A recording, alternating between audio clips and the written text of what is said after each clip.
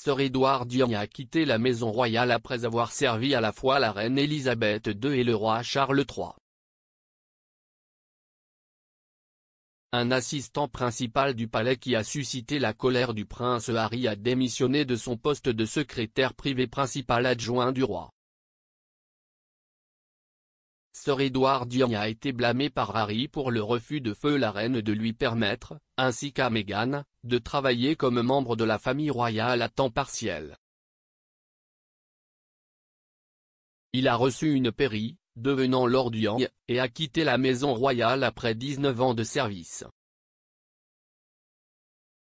Sir Edward, 56 ans, qui avait auparavant travaillé comme conseiller de William Hague lorsqu'il était chef conservateur, a rejoint la maison royale en tant que secrétaire privé adjoint de la reine en septembre 2004 et a été son assistant le plus proche de 2017 jusqu'à sa mort. Son départ était attendu après le changement de règne. Mais il a accepté de rester jusqu'après le couronnement pour aider le roi et ses assistants à s'adapter à leur nouveau rôle après la mort de la reine Elisabeth en septembre de l'année dernière.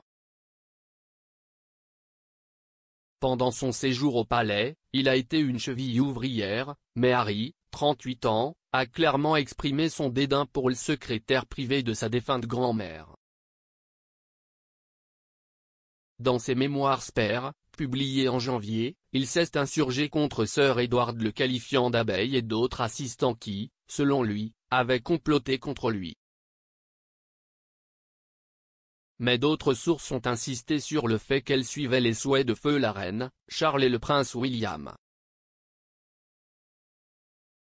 L'abeille avait un visage ovale et flou et avait tendance à se déplacer avec une grande sérénité et équilibre comme s'il était une aubaine pour tous, a-t-il écrit.